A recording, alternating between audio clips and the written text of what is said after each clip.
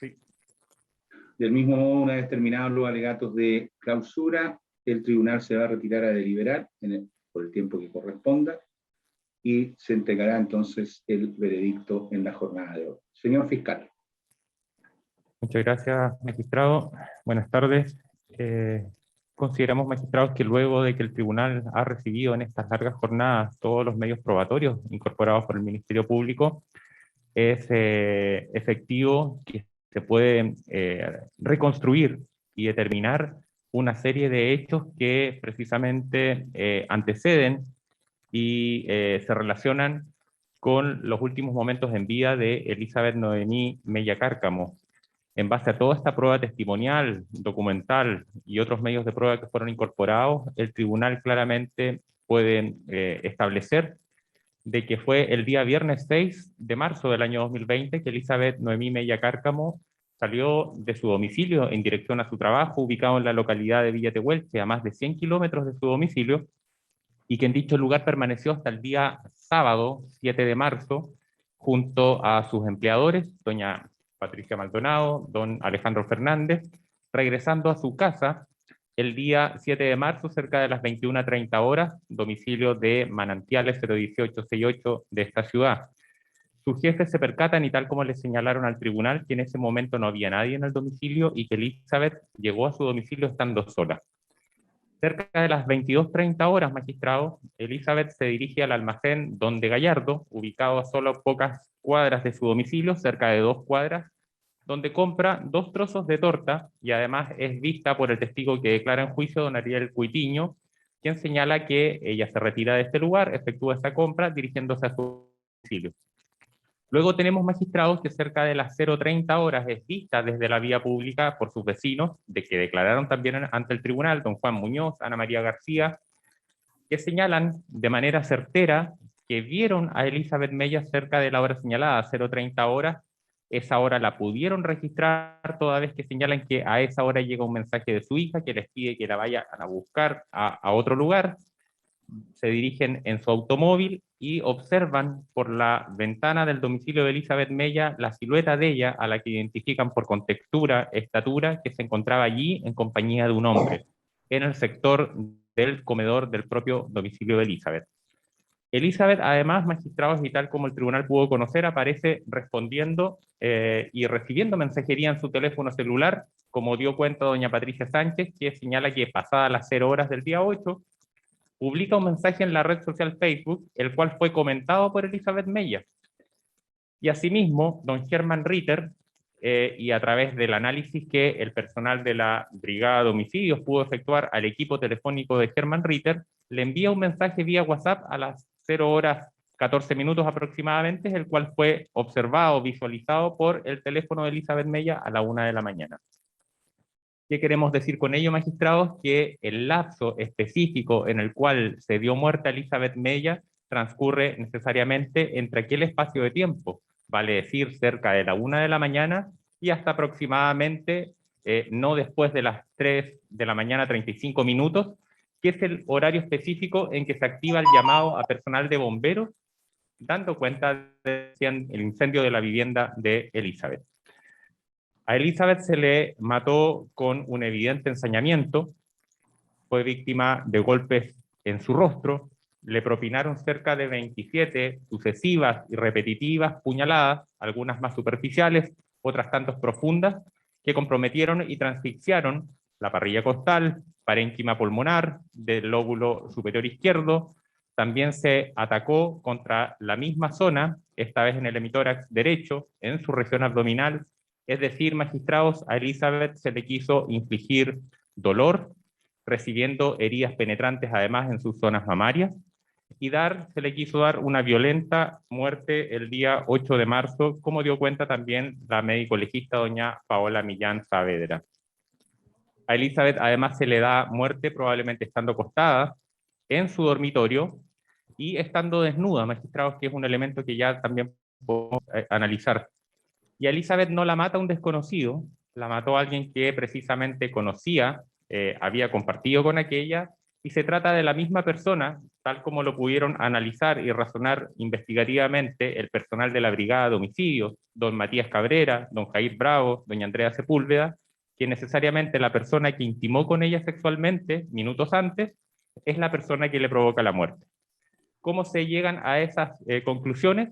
Se descartó aquí un móvil de robo, no existían señales de esforzamiento en el domicilio, existían múltiples especies de valor en el mismo que no fueron sustraídas, su ropa interior y su calza, aparecen ambas prendas tiradas en el living de la vivienda, junto a los restos de torta que ella había comprado minutos antes, y allí la nota distintiva como razonaba el personal policial que compra 2 trozos de tortas y no uno en circunstancias que ella vivía sola. Se le mata, como ya se señaló, estando desnuda, y es aquí donde el exhaustivo y metódico trabajo forense efectuado por la médico legista doña Paola Millán dio cuenta de que tras realizar la autopsia de Elizabeth Mella, se tomaron una serie de muestras biológicas que permiten establecer de modo científico que fluidos biológicos de un hombre se hallaron tanto en su boca, ano y vagina. Todas las actividades que desplegó de manera previa Elizabeth Mella, desde el día viernes hasta su muerte, nos permiten entonces descartar o precisar que esta relación sexual precisamente está estrechamente vinculada con este espacio de tiempo que hemos anotado anteriormente. De esta forma, magistrados, quien además le da muerte a Elizabeth Mella es quien acopió los elementos que se encontraban a los pies de la cama. Se inicia el fuego, en este caso, en su propio dormitorio.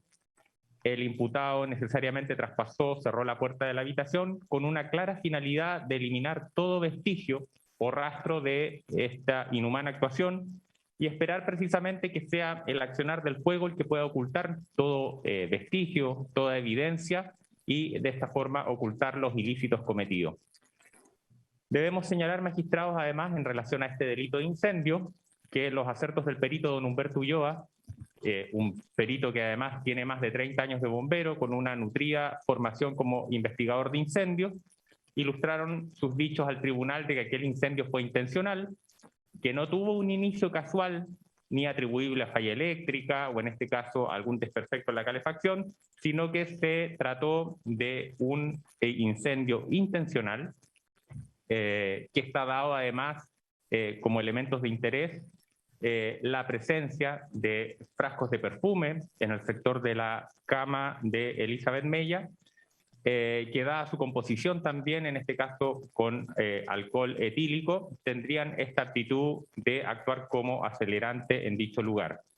Aquí el fuego hizo efecto, causó daño no solo en el cuerpo de Elizabeth, que presenta también evidentes quemaduras en toda su extensión, sino también daños materiales en la propia habitación de Elizabeth Mella, toda vez que aquí hubo especies deterioradas, el fuego precisamente combustionó y accionó sobre toda la habitación, y en este caso estamos hablando de un delito de incendio consumado, por cierto, de un lugar habitado.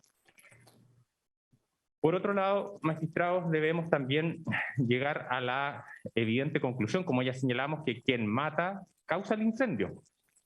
Y como segundo elemento relevante, que quien despliega necesariamente todas estas acciones es un sujeto conocido de Elizabeth, como también ya a un año de la investigación, de iniciadas todas las pesquisas, contábamos con pruebas de carácter científico, como es los acertos de la perito doña Daniela Valenzuela del Instituto de Criminología de la Policía de Investigaciones, que daba cuenta de que la violencia expresiva desplegada en este caso por el hechor nos hacía necesariamente ver que estaba ante un sujeto conocido de Elizabeth Mella.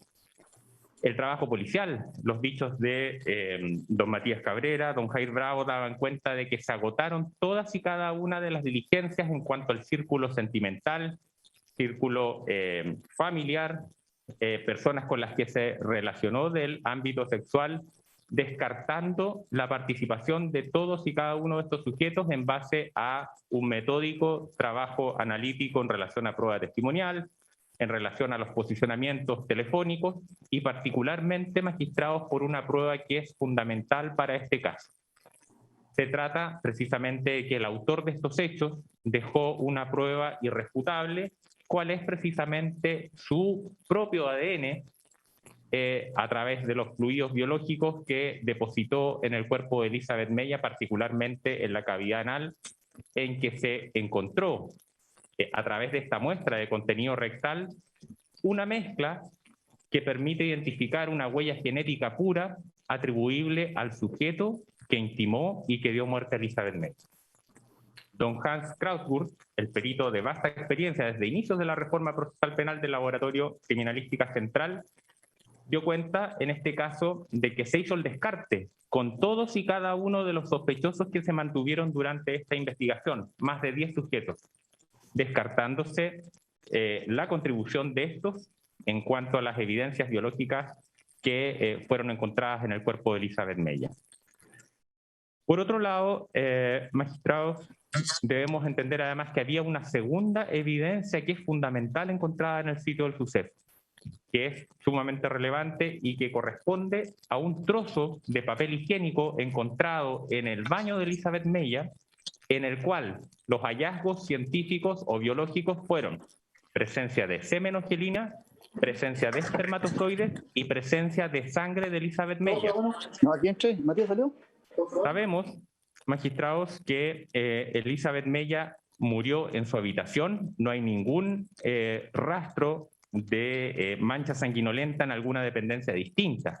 Ella se le agrede y se le da muerte en su habitación, sin embargo tenemos sangre de ella en este papel higiénico del baño, lo que permite identificar que el hechor necesariamente se desplaza a este lugar y también quedan allí sus, en este caso, fluidos biológicos que permitirían también la identificación junto con la muestra encontrada en el cuerpo de Elizabeth. De esta forma, magistrados, la policía, la Brigada de Homicidios, dio cuenta al tribunal que tuvieron que ampliar el espectro de búsqueda del sujeto sospechoso y es así como se llegó a la persona de Luis Guayquil Andrade. ¿Quién era en la investigación Luis Guayquil Andrade? Era la pareja sentimental de una de las mejores amigas de Elizabeth Mella. Se pudo identificar que además el imputado había ido a bailar años anterior con la víctima y su pareja, le había enviado solicitudes de amistad por la red social, también era sido usuario de estas páginas de citas a través de las redes sociales, de manera que allí surge el interés y la motivación en ser el imputado también un sujeto de interés para determinar su participación y responsabilidad. El tribunal no puede olvidar que también el trabajo policial dio cuenta que el imputado, Luis Guayquil, negó haber tenido cualquier tipo de relación sentimental o sexual con la víctima en cualquier momento. El imputado negó haber ido nunca al domicilio de Elizabeth Mella. Y el imputado señaló que nunca había trasladado a la víctima en su vehículo de locomoción colectiva.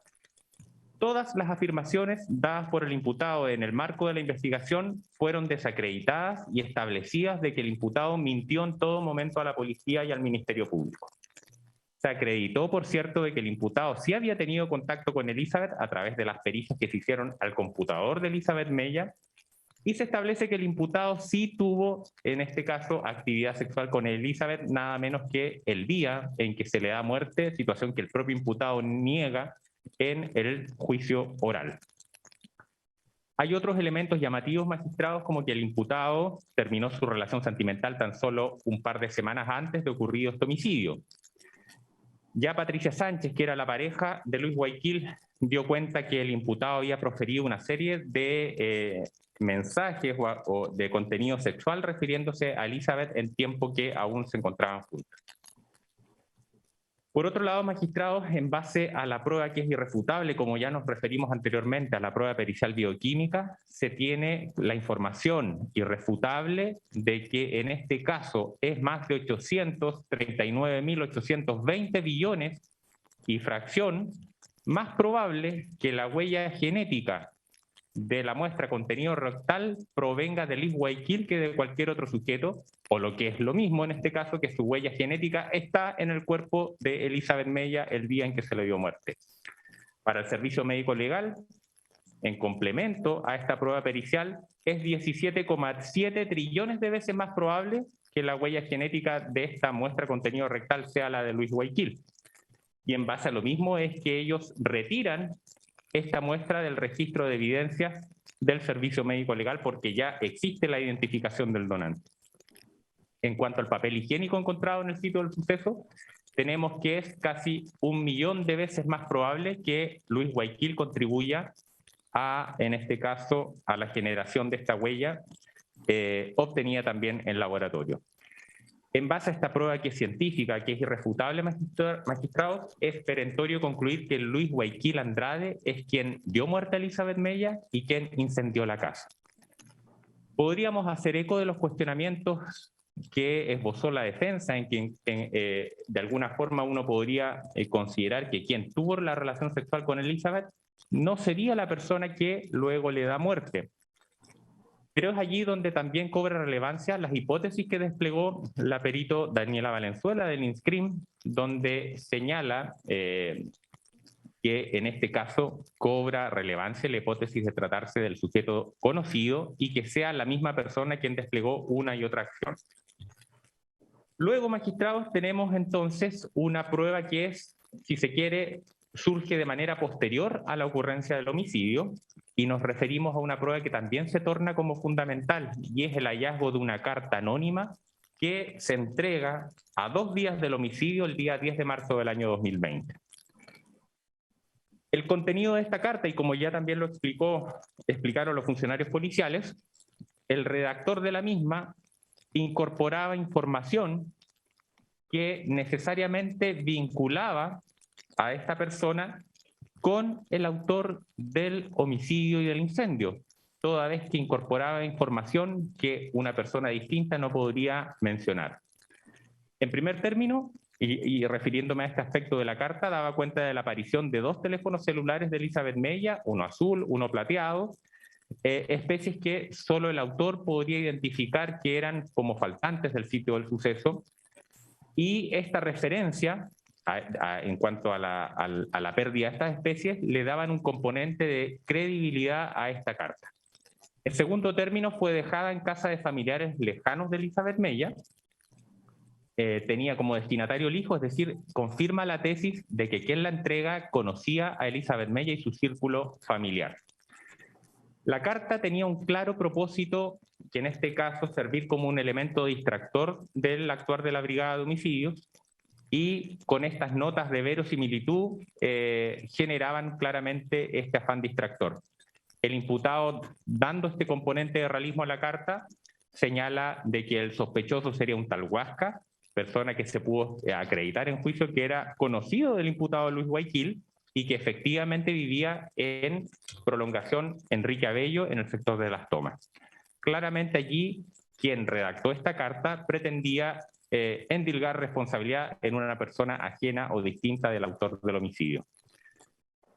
El trabajo policial, como ya señalamos, permitió descartar al Huasca como partícipe, toda vez que también fue sometido a las pruebas de carácter biológico, y en este caso tenemos una prueba también de carácter científico, una prueba documental, que es la prueba caligráfica, que permite determinar que la persona que escribe esta carta y esta nota encontrados el día 10 de marzo, en este caso todas estas notas proceden de la mano del imputado Luis Guayaquil, dada la evidente similitud de morfología global, de la expedición caligráfica, del recorrido de la línea, de la distribución de los gruesos y de perfiles, del uso del plano basal, y además coincidentemente 14 faltas de ortografías que son tanto evidentes en el documento indubitado y en la muestra caligráfica aportada por Luis Guayaquil. De esta forma, magistrados, y ya voy en esto avanzando para dar término ya pronto a la alegación, debemos tener claridad de que hay prueba de carácter científico que vincula necesariamente al imputado al momento de ocurrencia de estos hechos, como también una prueba científica de carácter posterior que no tenía otro sentido ni otra lógica que pretender eludir su propia responsabilidad, y nos referimos a la confección de la carta.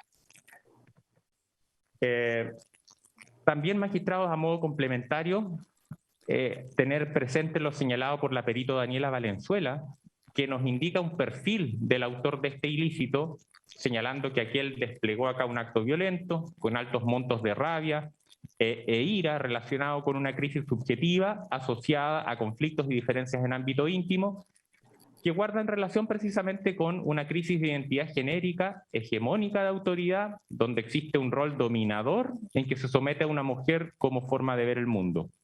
El acto violento aquí se dirige contra aquella que él considera que tiene menos poder y posición de inferioridad, de manera que, en este caso, el imputado intenta restablecer el rol que él tiene sobre esta mujer. Y allí, magistrados, contamos con el testimonio de Patricia Sánchez, que comienza a enumerar una a una las acciones violentas desplegadas por el imputado Luis Guayquil en su persona y que permiten identificar toda esta descripción que efectuó la perito psicóloga con las conductas o comportamientos pretéritos de Luis Guayquil. Quisiera, para ir ya finalizando, magistrados, de que se tenga presente también que el imputado aquí en juicio, a través de su defensa, pretendió aportar o señalarle al tribunal una coartada, queriendo situarse en un lugar distinto al día y hora de ocurrencia de estos hechos. Vinieron dos testigos que se aventuraron a decir que podían dar fe que el imputado se encontraba en otro lugar distinto. No obstante, se acreditó en juicios, magistrados, de que todas estas afirmaciones fueron falsas. Se aportó prueba pericial de carácter científico-técnico que demuestra el posicionamiento y georreferenciación del teléfono utilizado por el imputado tanto el día 7, 8 de marzo dentro del radio urbano de la ciudad de Punta Arenas. Finalizo, magistrado, señalando que consideramos que esta horrible muerte que sufre Elizabeth Mella a manos de Luis Guayquil Andrade configura un delito de femicidio. Si uno despliega desde lo genérico a lo específico, tenemos que hay un homicidio calificado claramente con ensañamiento, pero entendemos que a la luz de las modificaciones o las, de alguna forma, modificaciones legales con la inclusión de la figura del femicidio, particularmente con la llamada Ley Gabriela, a través de la Ley 21.212, en que se amplió el marco legal considerando como femicidio no solo el asesinato de una mujer, con la cual se tiene algún vínculo de convivencia o familiaridad, sino que aquí ahora está tipificado, magistrados, el dar muerte a una mujer a causa de género, sin importar la relación que exista con el agresor, que es lo relevante a destacar en este caso. Aquí vemos, magistrados, que se abusó de la confianza generada con la víctima, se hizo especial uso de esta confianza generada por la víctima, que no fue capaz de prever estos riesgos asociados al modo de vincularse con el imputado. Se trata de una mujer que se encontraba en su propio domicilio, en su habitación, desnuda, queriendo compartir con el imputado, y recibe esta brutal accionar reiterativo por parte del imputado Luis Guayquil, que a nuestro juicio merece el más absoluto reproche a través de estas figuras penales que establece nuestro ordenamiento jurídico, y la petición del Ministerio Público es que se imponga el máximo rigor por parte del tribunal en relación al establecimiento de estos hechos y participación del imputado.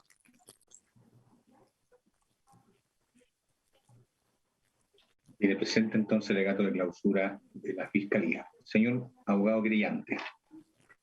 Gracias, señor presidente, señores magistrados.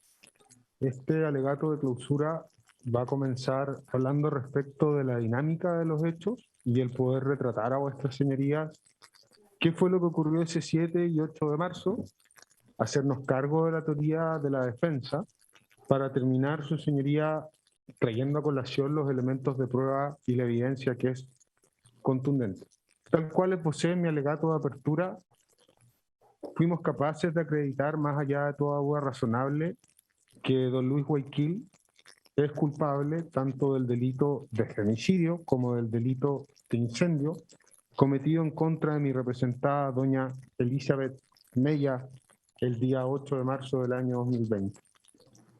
Hablar de dinámica de los hechos, señores magistrados, necesariamente nos lleva a hablar de aquello que la defensa denominó como móvil.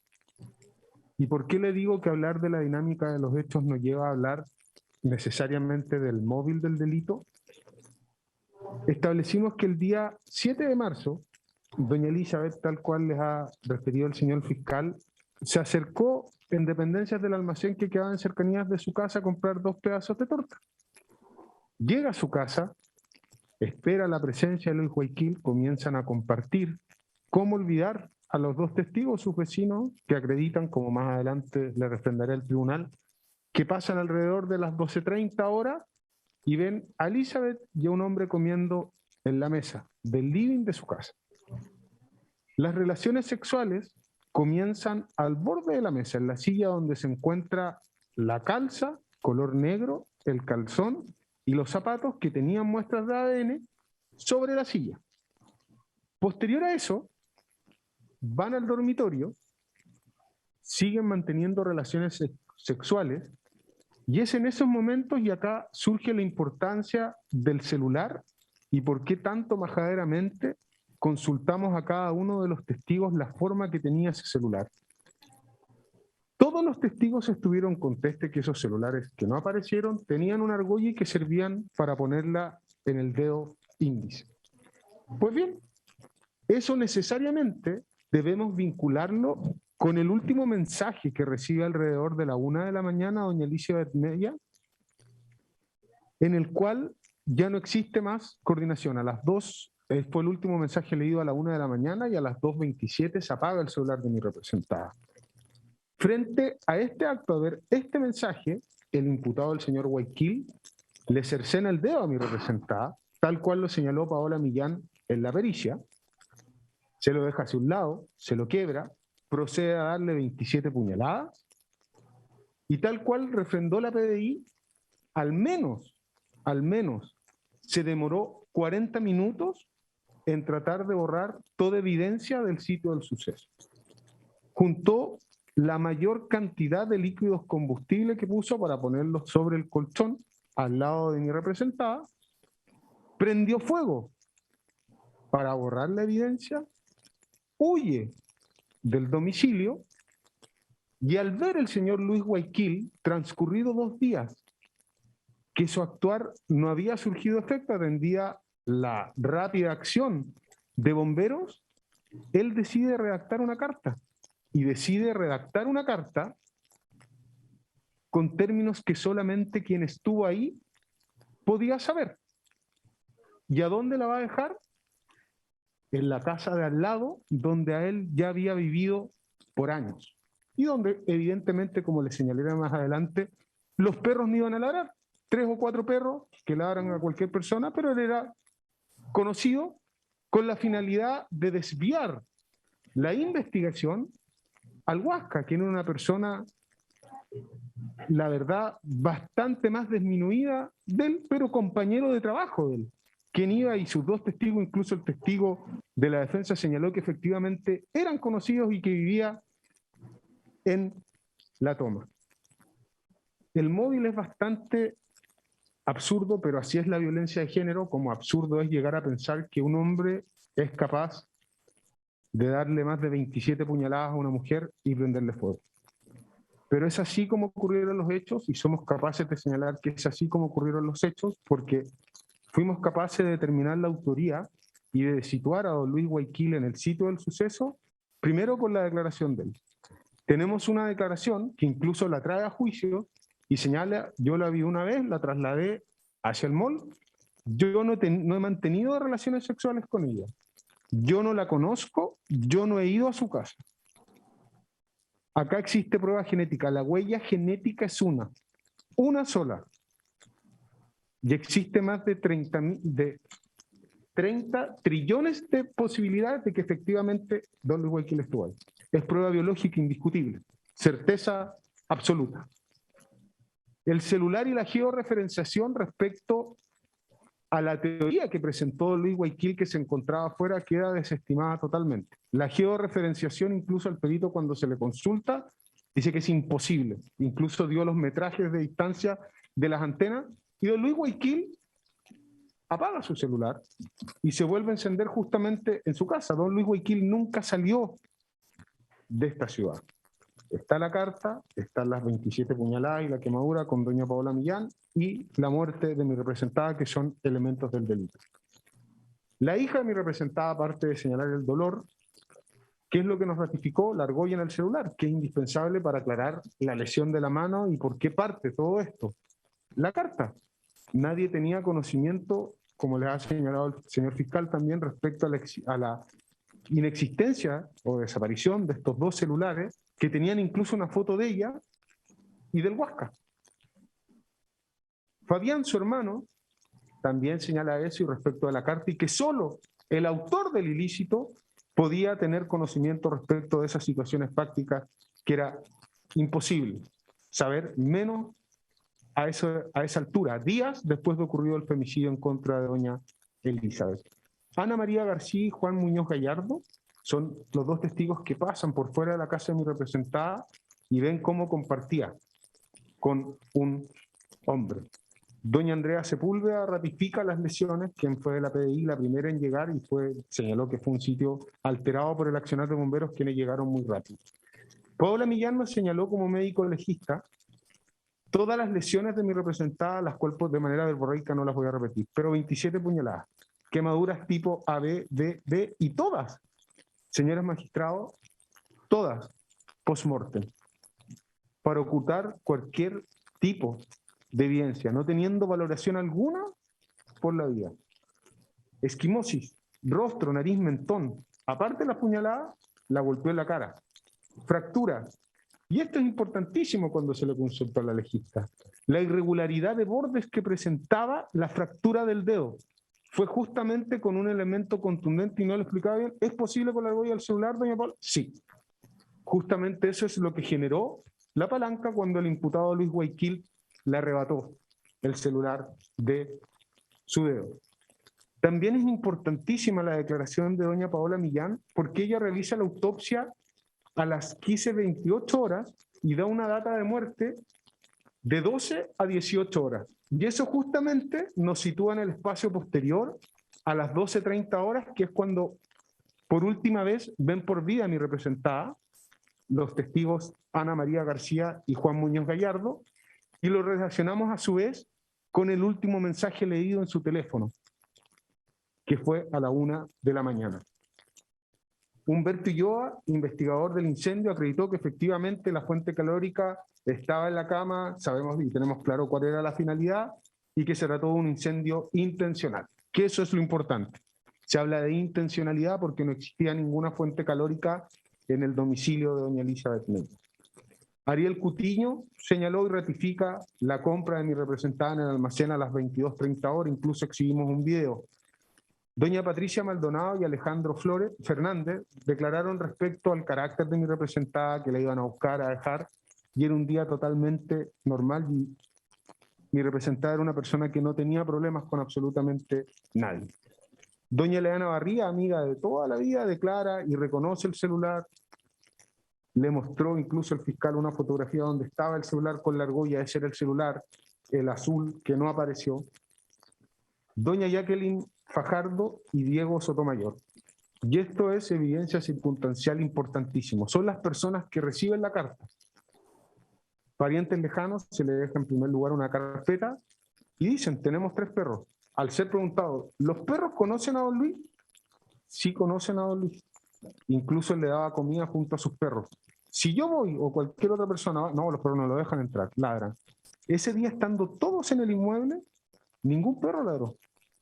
Y no puedo olvidar el tribunal, que justamente conforme a las imágenes que proyectamos en el juicio, el vecino de Jacqueline Fajardo y Diego Sotomayor era el imputado por años. Y esto a sazón de que vivía con doña Patricia, que fue su pareja. Él termina su relación en febrero, se da cuenta que no logra cumplir su voluntad de que prenda fuego todo el inmueble, y el 10 vuelve a esto, y el 22 de marzo nuevamente trata de volver a la relación con doña Patricia por un par de meses. Daniela Toro y Carolina Toro son las vecinas que sale a fumar y se da cuenta de que estaba saliendo fuego, y ellas llaman a bomberos, y eso fue alrededor de las 3:45 de la mañana, lo cual nos sitúa en el espacio en que don Luis Guayquil actuó. Acompañamos como prueba documental el último mensaje del señor Ritter, que fue a la 1 de la mañana y que no contestó más. Doña Patricia Sánchez, quien fue la pareja y la vecina de doña Jacqueline Fajardo y Diego Sotomayor, que es donde llega esta carta, señala las amenazas que sufrió, la forma de actuar que tiene Luis, que le tenía miedo.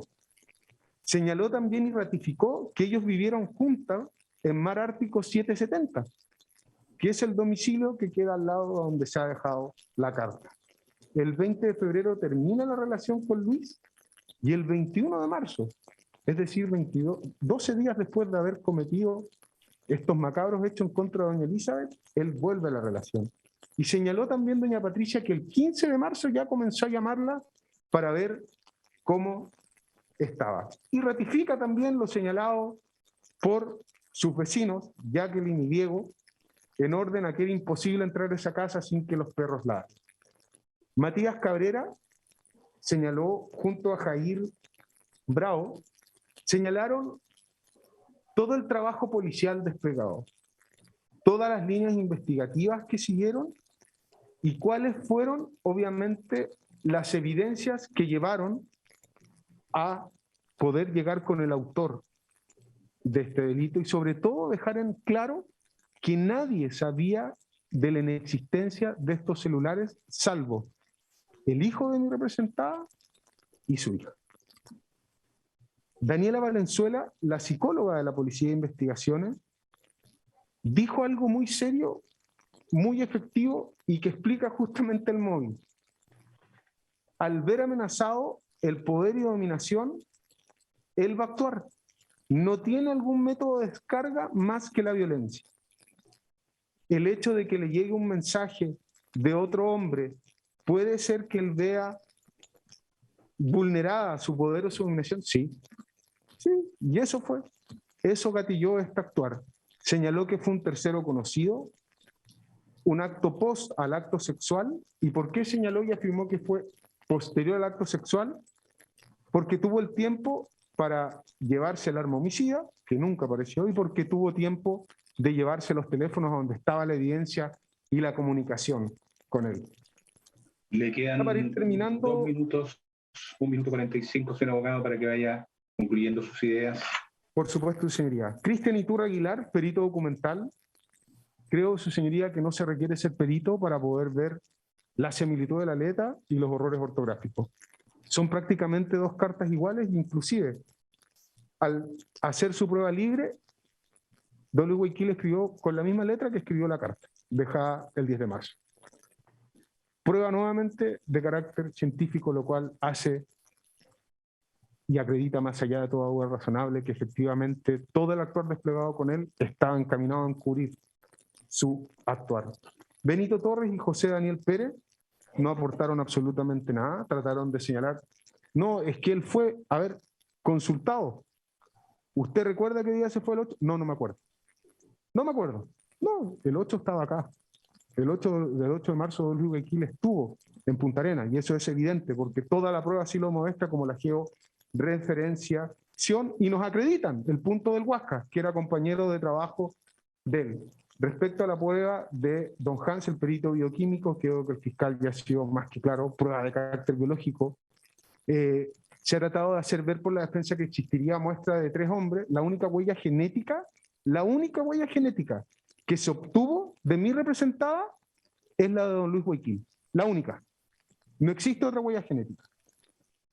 Álvaro Saavedra Fuentes, para terminar, señores magistrados, el perito con la geolocalización creo que fue más que claro, señaló y dijo, efectivamente, Luis Guayaquil estuvo acá, es imposible, fueron palabras de él, imposible que se encontrara en seno Skyrim el 8 de marzo. Por esas consideraciones, la evidente prueba, la motivación, su señoría, y sobre todo el desprecio a la vida y el actuar del imputado, llegar a quemar el cuerpo de mi representada 27 puñaladas sin ningún tipo de explicación, es que solicitamos no tan solo por la dictación de la ley 21.212 que previa relación sexual hace aplicable el femicidio, esto es un desprecio absoluto por la vida. Hay un disvalor de la acción terrible y es por algo que nuestro legislador sanciona con la pena más elevada de nuestro ordenamiento jurídico. Solicitamos se le imponga a don Luis Guayaquil la pena de presidio perpetuo calificado por el delito de femicidio y 20 años por el delito de incendio. Gracias, presidente, del alegato de clausura de la parte querellante. Señor abogado defensor, su tiempo. Gracias, señoría. Después de escuchar las alocuciones tanto de la Fiscalía como del querellante, es natural que se confirmen o se ratifiquen sus respectivas teorías del caso esbozadas al comienzo y materializadas en concreto a través de los alegatos de apertura. Sin embargo, y desde ya, tengo que decir que el querellante se equivoca en todas sus apreciaciones, salvo en una. Hay una apreciación del querellante que sirve de título a la sentencia que el tribunal va a dictar en este caso. Mencionando parte de la prueba rendida, hace una alocución o una referencia a lo que él mismo denominó evidencia circunstancial. Ese es el título. En este país, en Chile, hace ya más de 20 años, se tuvo la idea de importar dos conceptos que son fundamentales y que sobre los cuales hace 400 años que en Europa y en Estados Unidos se manejan y hoy día tienen una aplicación permanente. El concepto de más allá de toda duda razonable lo importamos de personas, y lo que es la evidencia circunstancial también la importamos y estamos tratando de aplicarla en nuestro país, que tiene una idiosincrasia totalmente distinta y solamente comparado con los 400 años de ellos, los 20 años nuestros nos hacen parecer de que todavía nos falta. La evidencia circunstancial en Chile se conoce como prueba circunstancial y se basa en el valor incriminatorio de los indicios. Todos sabemos lo que son los indicios porque los tribunales lo han resuelto y se han referido a ellos en numerosas oportunidades. Y solamente para los efectos de esta exposición, sin otra pretensión, tienen como punto de partida hechos y circunstancias que están probados. Esos son los indicios, pero a esto hay que someterlos a un análisis para desprender la relación con el hecho que se investiga y con el cual, una vez establecido, entonces, se pretende condenar a cualquiera persona. El tema es el siguiente, que no fue sino hasta la instauración del principio de presunción de inocencia, cuando surge una exigencia probatoria dirigida a conseguir el convencimiento del juzgador, más allá de toda duda razonable, respecto de la responsabilidad penal de un acusado.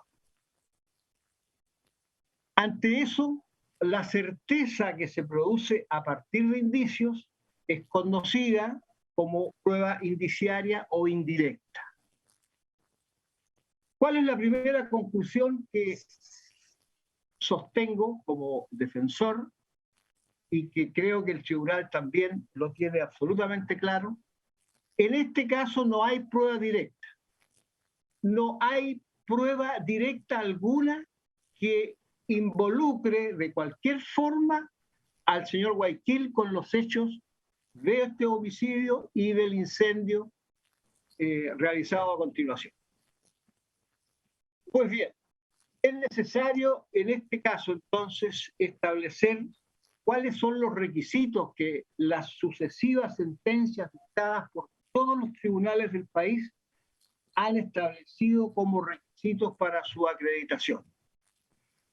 La prueba de indicio requiere que el indicio, como es obvio, esté probado.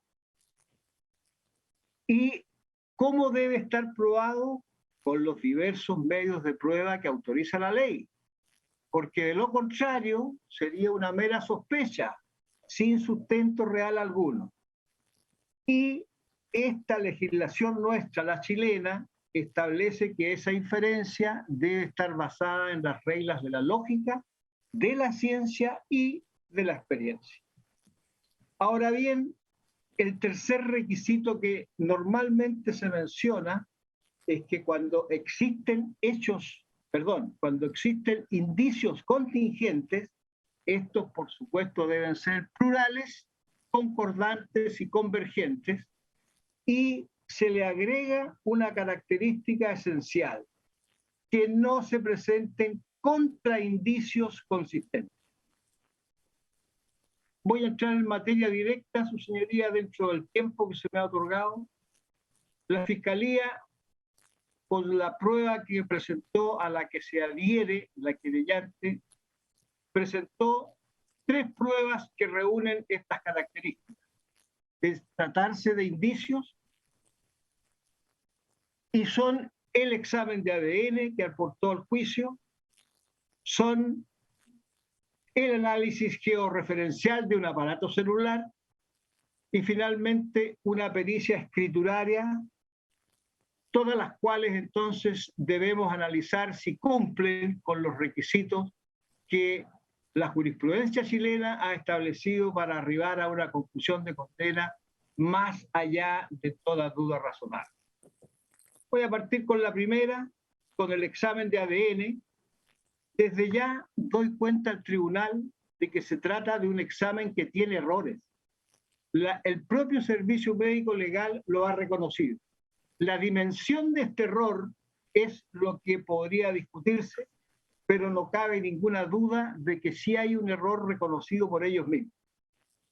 En primer lugar, y yendo derechamente al tema, hay un informe pericial bioquímico referido a un trozo de papel higiénico signado como muestra número 3, que da como resultado restos biológicos humanos que corresponden a una mezcla de material genético de al menos 3 contribuyentes. 3 contribuyentes. Vale decir, y en esto no podemos discutir porque esa es la conclusión de este examen pericial bioquímico, establece que uno de este material correspondería a la oxisa, el otro supuestamente sería del señor Guayaquil, y habría un tercero, que estamos todos conscientes y claros en eso, no se ha podido establecer de quién se trata. Pero sí hay un tercer individuo involucrado en las mismas características que la Fiscalía considera que deben aplicarse únicamente respecto del único acusado de esta causa, el señor Guayaquil. Pues bien, el tema ahora pasa por lo siguiente.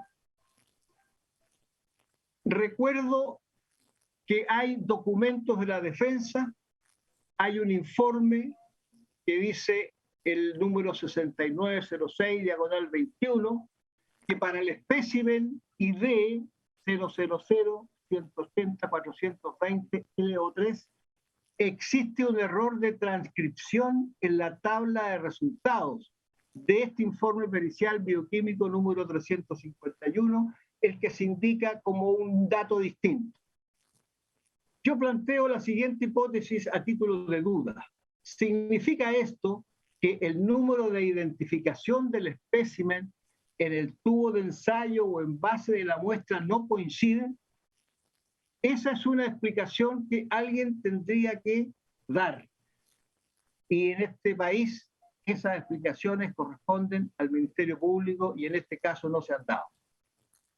Ahora bien, aquí es fundamental este análisis y esta decisión, por cuanto voy a hacer referencia ahora a pruebas que debieron haberse establecido y que no se establecieron o bien no existen. Y es porque el planteamiento nuestro es diferente a la postura de la Fiscalía y de la querellante. En primer lugar, su señoría, no apareció ni un testigo después de estos 2 y tantos años de investigación que hayan visto al señor Guayaquil en el sitio del suceso, ni en el día de los hechos, ni anteriormente. Tampoco hay, señores magistrados, huellas dactilográficas del señor Guayaquil en el sitio del suceso. Tampoco se acreditó que existiera entre el acusado y la oxisa una relación previa de cualquier tipo, de contacto, de amistad, de, no sé, podemos calificarla de la forma que esté el ánimo para hacerlo en un momento dado. lo que nos lleva a la conclusión obligatoria de que relación previa de Guayaquil al mismo nivel que los otros 10 sospechosos con la Octisa no existe. Derechamente no existe. No olvidemos que se investigó algunas pruebas, como por ejemplo las páginas sociales de la señora Eli, y se estableció una cantidad de 148 amigos. El señor Guayaquil no estaba en esa lista. Y respecto de otros sospechosos, también hay prueba, ¿no es cierto?, que estableció, por ejemplo, que el auto de uno de estos sospechosos estuvo en el sitio del suceso y a la misma hora en que este se cometió. Pero la Fiscalía no continuó esa línea de investigación por alguna razón que desconocemos.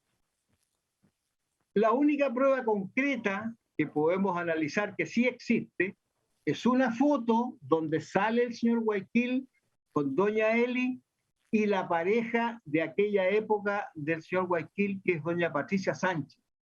Pero este es una fotografía que, tal como fue reconocida por la señora Sánchez, corresponde al único encuentro que tuvieron 2 años y tanto atrás en el establecimiento de entretención denominado Los Brujos, muy conocido en esta zona. No hay, entonces, aparte de esa fotografía incorporada como prueba por la Fiscalía, antecedentes que muestren esta relación, ¿no es cierto?, que tendría que darse para los efectos de validar la prueba de la psicóloga que compareció, ¿no es cierto?, a establecer los móviles de este homicidio y que coincide, ¿no es cierto?, con la apreciación de que aquí el móvil fue de naturaleza pasional, descartándose todos los demás. Y ahí es donde no entendemos entonces de que la Fiscalía continúe insistiendo en que el señor Guayaquil tenía los requisitos legales, ¿no es cierto?, que se establecen al respecto para tener este móvil que lo moviera a realizar este acto tan deleznable. Paso ahora, sus señorías, al análisis georreferencial del aparato celular.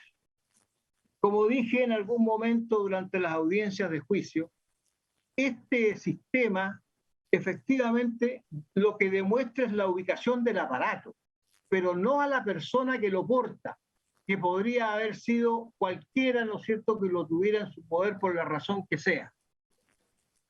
Ese mismo aparato, ¿no es cierto?, es el mismo que estableció la ausencia total de contactos previos entre estas dos personas. No hay WhatsApp, no hay mensajes, no hay correos entre ambos, no existe ningún tipo de comunicación desde ese aparato con aquellos que utilizaban la Octisa. Y llegamos en consecuencia a la declaración de 2 testigos de la Fiscalía, no son testigos de la defensa.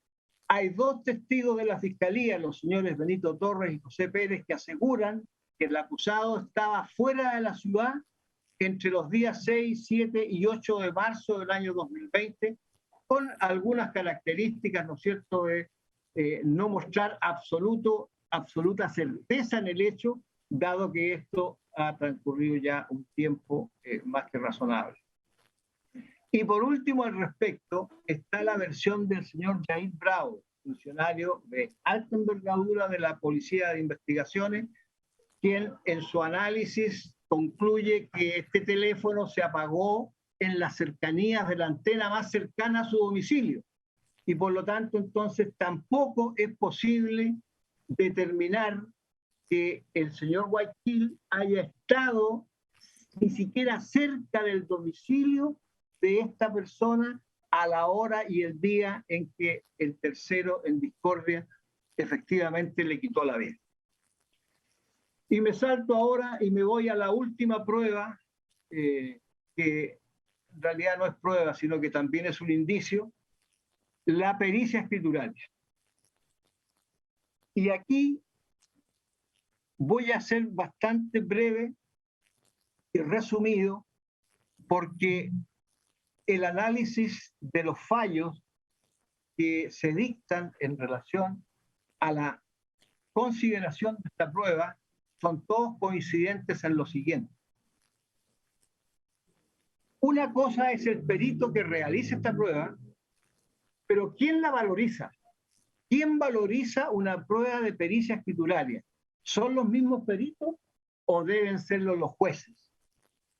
Y todos los fallos señalan de que son los jueces quienes valoran, ¿no es cierto?, la prueba que realiza un funcionario de la Policía de Investigaciones en estos términos. Y aquí falta un elemento fundamental que el tribunal ya no va a poder tener a la vista porque no se introdujo, que tiene que ver con la prueba caligráfica que contiene el escrito, el documento que este perito hizo escribir al acusado.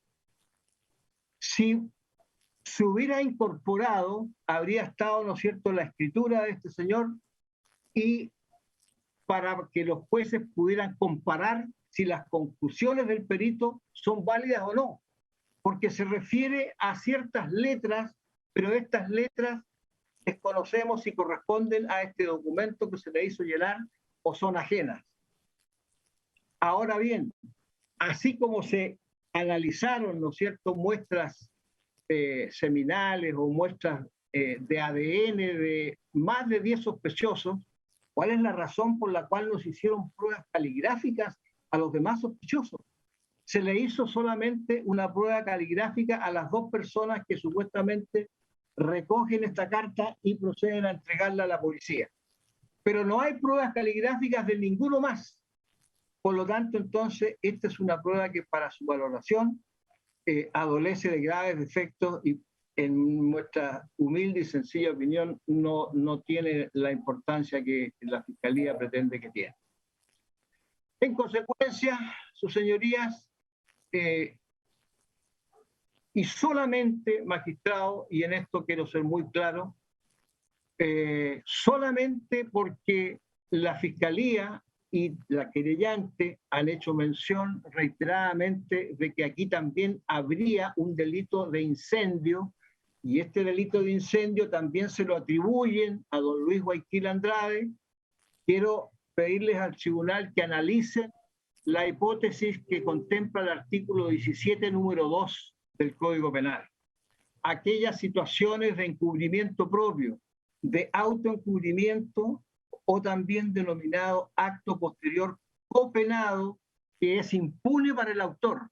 Aquí hay un delito de femicidio y hay un delito de incendio, pero desde la perspectiva del análisis se trata más bien de un caso de encubrimiento propio, cuya hipótesis es la que ya indiqué, artículo 17, número 2 del Código Penal, y esta norma entonces implica de que no debe sancionarse con esta figura adicional, por la sencilla razón de que aquí todo el mundo coincidió en que se trató de actos encaminados a eliminar, borrar, distorsionar cualquier huella relacionada con el homicidio.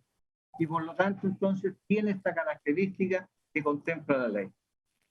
En consecuencia, su señoría, termino pidiéndole al tribunal que este análisis que se haga de la prueba que se está analizando en toda sentencia los lleve a la conclusión de nuestro alegato de apertura.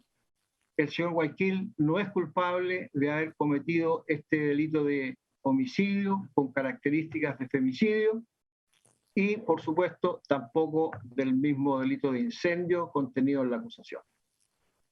Nada más, señoría. En que se presenta entonces el alegato de clausura de la defensa. Corresponde determinar si hay réplicas. ¿Va a replicar Ministerio Público, señor fiscal? Perdón, hay una consulta, creo que de un magistrado. Guillermo, adelante. Presidente, sí. Si van a replicar, yo también les pediría que por favor se refirieran a la posibilidad de que la figura del incendio pudiese ser una del artículo 476, número 1 del Código Penal. No se escuchó bien, de nuevo. Ya, que también se pudiesen referir en sus réplicas, si es que van a replicar, a la posibilidad de que la figura del incendio pudiese ser recalificada a la del artículo 476, número 1 del Código Penal, atendida a la prueba que se ha rendido. Eso, presidente. Bien, gracias. ¿Lo tienen claro entonces los intervinientes? Vamos a dar entonces 5 minutos para la réplica a fin de hacerse cargo de esta solicitud, o mejor dicho, de esta propuesta del tribunal. Adelante. Gracias, magistrado.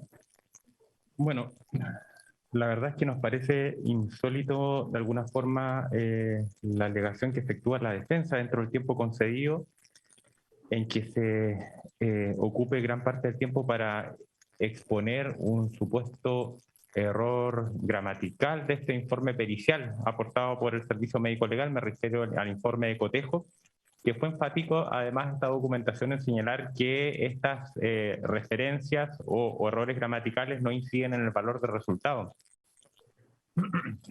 Pero aquí consideramos, magistrados, y el tribunal, yo creo que durante el desarrollo de todo el juicio y hasta el alegato de clausura, requirió una explicación que entregue la defensa y el imputado, y que en todo este juicio y durante casi los 2 años de investigación nunca se dio respuesta. Y es al hecho de que se pudo establecer de manera científica que Luis Guayaquil sí tuvo relaciones sexuales con Elizabeth Mella el día 8 de marzo del año 2020. El imputado al tribunal en juicio le señala que eso nunca sucedió, que nunca ha estado con la víctima, y en circunstancias que existió una prueba que es irrefutable que así lo determina.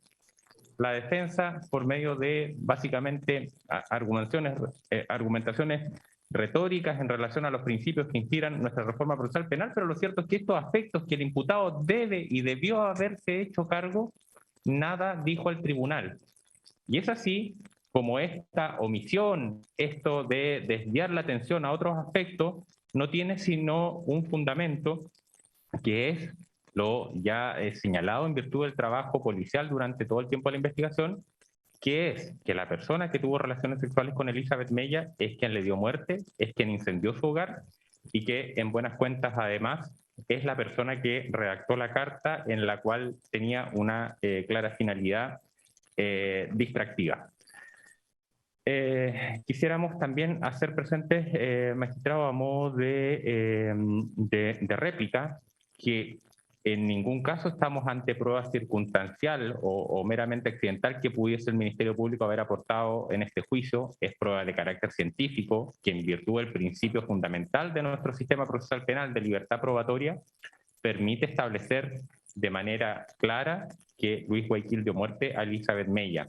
Esta muestra de contenido rectal se aloja precisamente en una cavidad que, por su ubicación, fácil contaminación, es una evidencia de, obviamente, de corta data, y que no puede menos que vincularse con la comisión de los hechos en materia de esta investigación.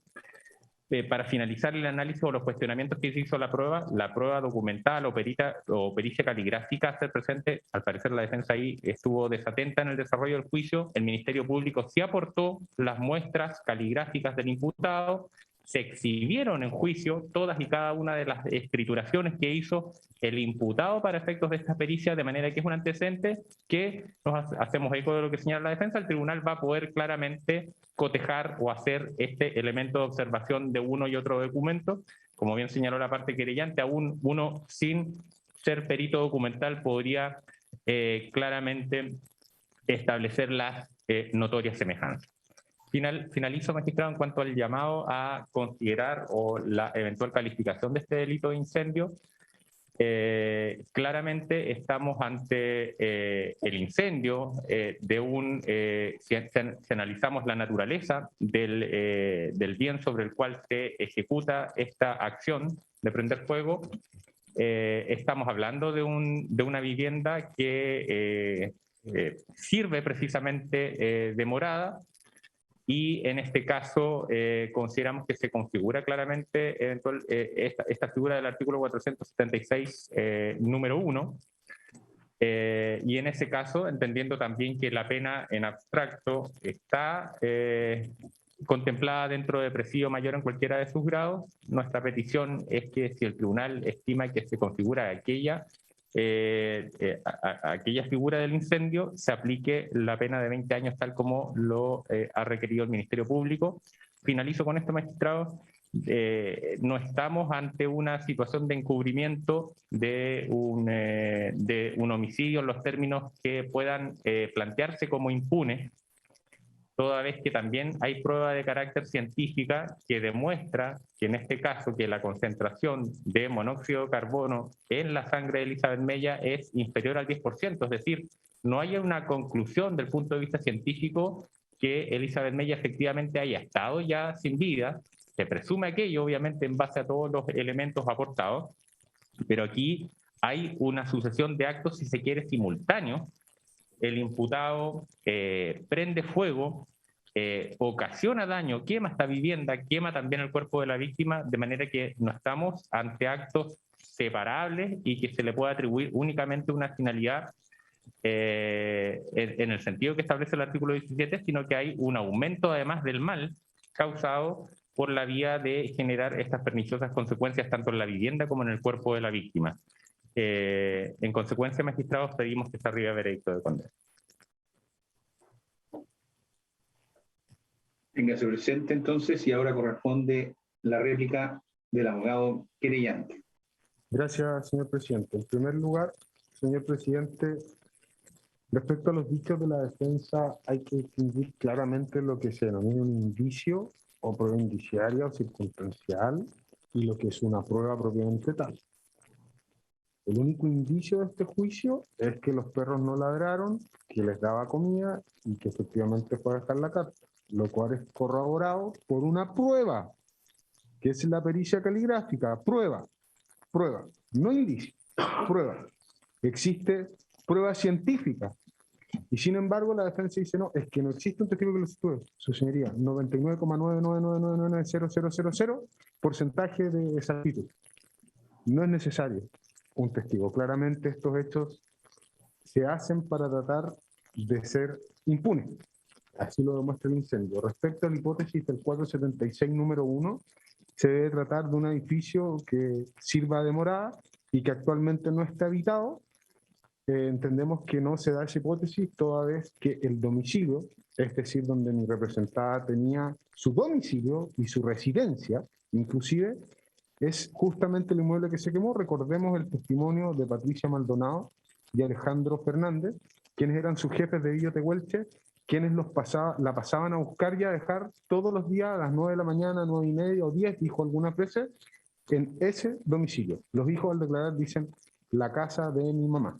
Por lo tanto, sabemos la diferencia entre residencia y domicilio, que es el aspecto subjetivo que se dice el ánimo, pero claramente acá, como se dice en buen chileno, la residencia hace las veces de domicilio. No se conoce otro domicilio mi representada, cosa distinta es que alojaba de vez en cuando en Villa Tehuelche, pero el domicilio, el único domicilio de mi representada es esa su casa que luego del divorcio ya se pudo adjudicar.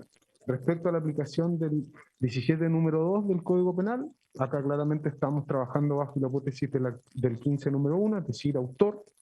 Por lo tanto, el 17 número 2 se aplica respecto al encubridor. Creo que no tiene cabida, señoría, aquí. Eso es todo.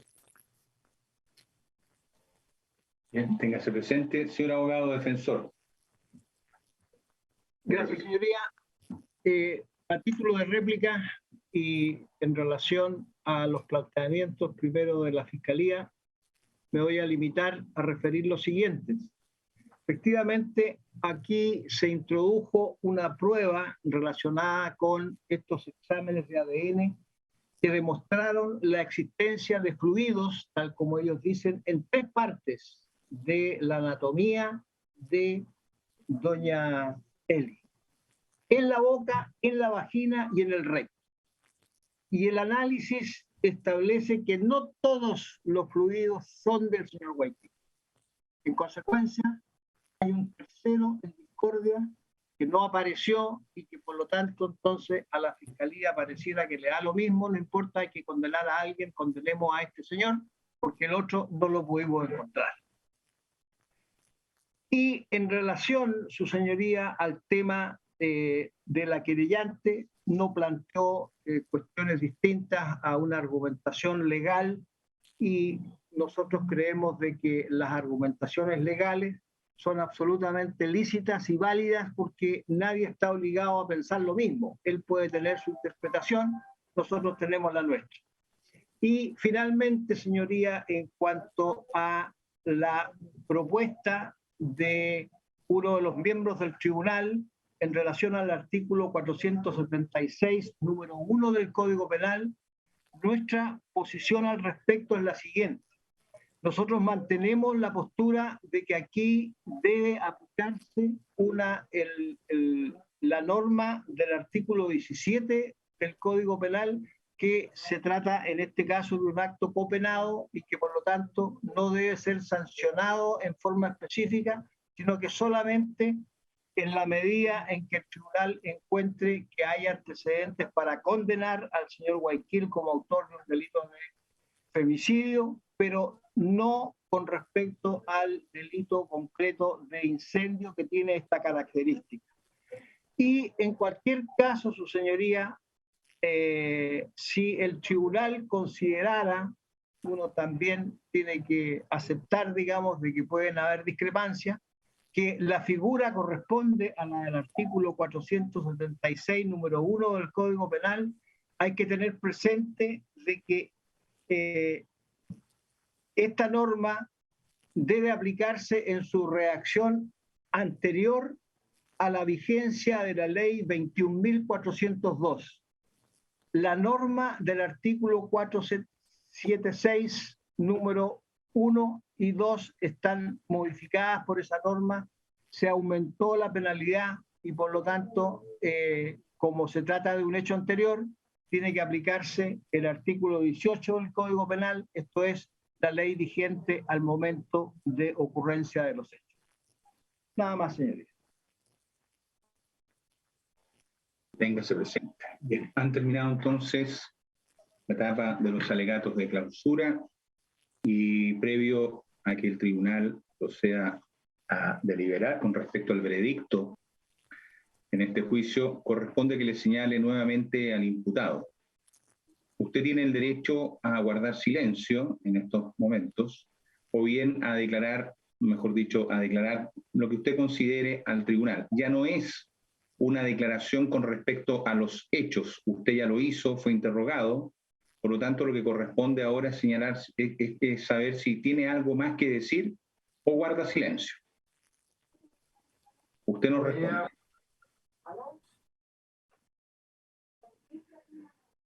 Perdón, no lo entendí. Voy a guardar silencio, magistrado.